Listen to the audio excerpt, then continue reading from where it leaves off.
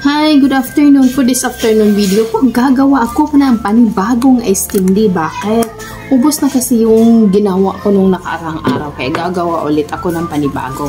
As usual, yung gagamitin ko is mangga pa rin. Tapos, ito yung mga ingredients ko. Gatas, cornstarch, saka yung sugar. Pero this time po, gagamit ako ng mango puree instead of powdered juice. Ayan, nakabili kasi ako ngayon sa grocery. So, tatry ko. And then, meron pa akong mango na concentrate. Di ko lang alam kung ano. Check ko pa kasi first time akong gagamit dito. Dissolve ko lang muna to ang flour. This time po yung sugar naman ang i-dissolve ko. Yan, dissolve na yun ang aking sugar. Tapos, tansya na itong gagawin ko.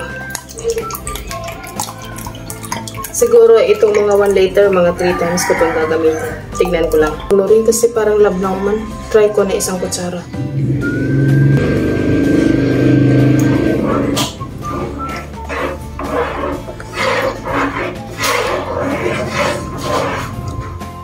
Mix ko lang. Hindi siya pwede ang concentrate na juice ginamit ko. Kasi masyado siyang malabnaw. Kaya nag-rescue ako ng nirescue ko siya sa powder juice talaga. Tapos, tinunaw ko na lang. Mas mabango pa. Mas practical pa for me kasi andun yung kulay. Tapos yung bango, yung pure katas ng mangga. Mas smell mo talaga. Kung yung concentrate lang, lugi kay masyado siyang maputla. So, yung binili ko, gagamitin ko na lang yun as personal use. Hindi siya advisable for ice candy. Kasi masyado siyang maputla. Tapos, nag-rescue pa ako since isang sachet lang ng juice ang ginamit ko. Kasi nga, akala ko okay na siya dun sa concentrate. So, hindi pa pala.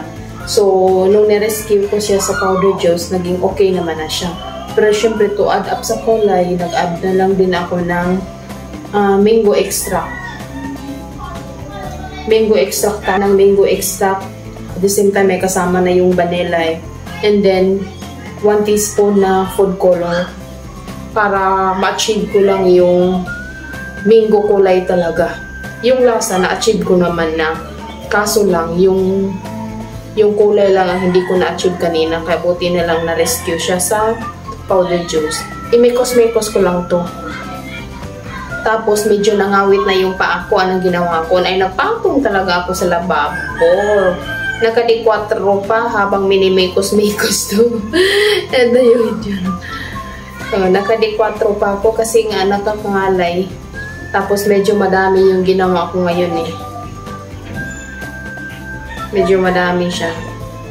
Good for na to. Tapos, bukas din, gagawa ako ng panibagong ice candy kasi hindi ko kakayanin pag super dami ang gagawin ko nito. Ngayon pa lang kasi maabutan ako ng umaga sa kakabalot. So, bukas lang din. Kumawa lang din ako sa ngayon para kinabukasan meron na siyang magtigas, makakabenta na kaysa wala talaga. So, kung hindi ako gagawa ngayon, Monday pa ako makakabenta. Ay, sayang din yung kikitain.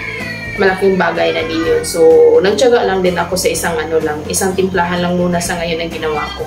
Tapos, bukas ako gagawa ng volume talaga na parang considered na mass production pa feeling.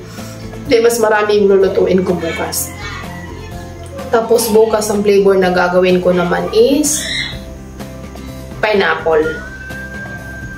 Parang tropical ba? So, yun. Tapos nga ito, imekos-mekos ko lang muna to sa ngayon hanggang sa maglapot na siya. Naglagay nga pala ako dito ng 100 grams na flour. Kasi merong para mas malabnaw siya. Dati, ang ginagamit ko talaga kadalasan is 75 grams lang. Ngayon, ina-upgrade ko na. Ginawa ko na siyang 100 grams. Nag-add na ako.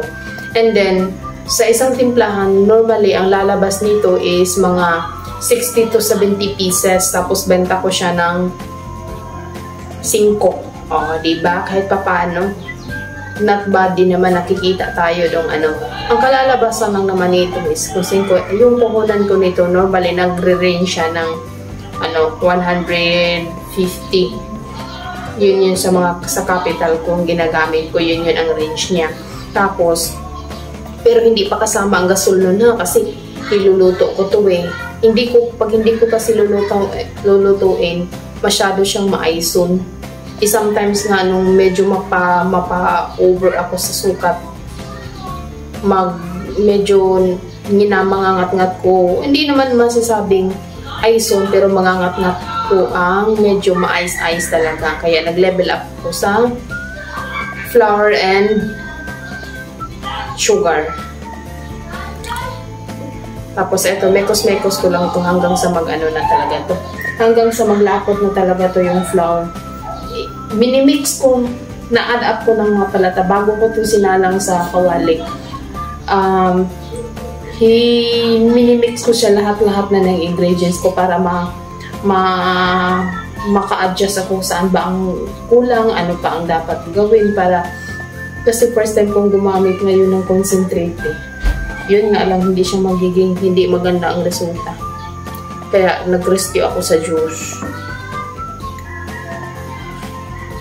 Juice na powder pa pala. Tapos ngayon, mekos-mekos ko lang to hanggang sa ma-achieve ko yung quality niya. After 30 minutes of mekos-mekos or mix-mix, ito na yung niya. Ito na yung quality niya. Ito na yung quality na hinanap ko. Yung medyo malapot-lapot na talaga. Ayan na siya. Tapos, papalamigin muna natin to. Tsaka natin ihalo ang ating mango. Fresh talaga na kinakat namin into cubes. Na small cubes lang naman.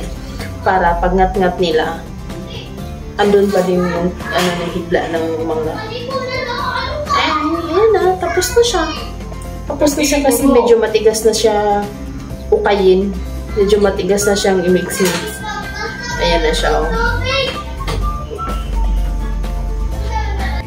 This time po, ihalo ko ng aking fresh na mangga. Ayan na siya.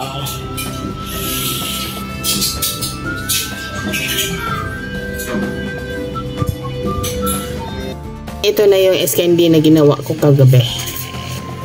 Meron pa rin to sa top part. Hiniwalay lang namin para mabilis yung mga yelo. Tapos, akong unang kakain.